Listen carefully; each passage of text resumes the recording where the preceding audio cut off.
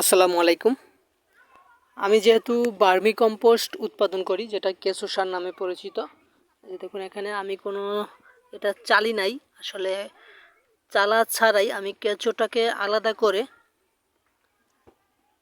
এখানে আমি আঙ্গুর ফলের চারা রোপণ করেছি। এখানে বড় মোট 9টা ট্রে আছে। এই 9টা ট্রেতে আমি 3টা লাইনে 9টা ট্রে, আর ছোট 9টা ট্রে আছে এখানে, যেগুলো হাফ ট্রে বলা হয়। এই যে এটা হচ্ছে বড় ট্রে।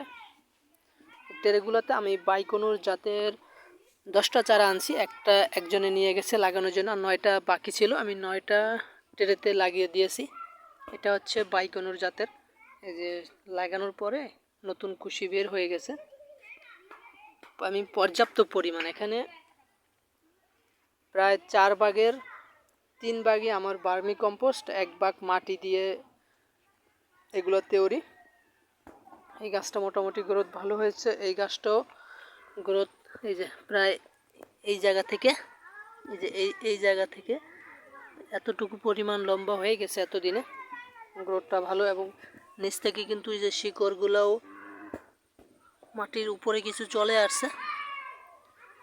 এটা আমার একটা অ্যালোভেরা মাটিতে পড়েছিল, পানি জমার কারণে মারা যাচ্ছিল দেখলাম, তখন আবার আমি ট্রেতে উঠায় রাখলাম যাতে মারা না যায়। এখান থেকে আবার যখন পরবর্তীতে আমি কাটিং করব, অ্যালোভেরা লাগে, এই জন্য আমি অ্যালোভেরাটা আগেই সংগ্রহ করে রাখছি। এই যে এগুলো গ্রোথ মোটামুটি ভালো, এই গাছটারও গ্রোথ ভালো। এই যে নিচ থেকে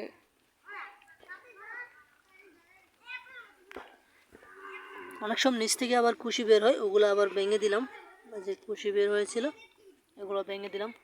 তো এটা মোটামুটি আমার বাইকোনোর জাতের আঙ্গুরের প্রজেক্ট।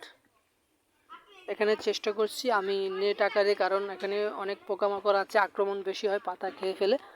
সেই জন্যই মূলত আমি এই নেট আকারে এই বাইকোনো জাতের আঙ্গুরের চাষটা শুরু করলাম। এখানে মোট 9টা চারা আছে, এখন আরও 9টা বা 10টার মতো আনবো, এখানে রোপণ করব। তো আপনারা দোয়া করবেন যাতে গাছগুলো সুস্থ সবল থাকে এবং আগামী বছরে ফলন ধরে। আর তার নেটের বাইরে আছে আমার গুয়াতেমালা হাইব্রিড ঘাস, সেটাও দেখাই একটু। এটা হচ্ছে গুয়াতেমালা হাইব্রিড ঘাসের প্রজেক্ট। আপনার যারা গরু ছাগল পালন করে তাদের জন্য এটা খুব কাজে লাগে। এটা হচ্ছে Guatemala American 5G Guatemala hybrid. আরেকটা দেখুন, আমরা যখন কাটিং কাটার পরে কিন্তু এখানে কিছু অবশিষ্ট কাটিং রয়ে গেছিলো, সেখান থেকে কিন্তু যে দেখুন চারা বের হয়েছে, জার্মিনেশন হয়েছে।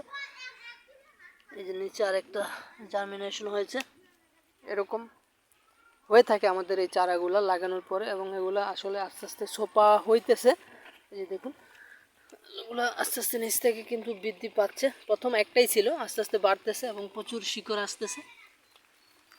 আপনারা সকলে ভালো থাকবেন, সুস্থ থাকবেন। আল্লাহ হাফেজ।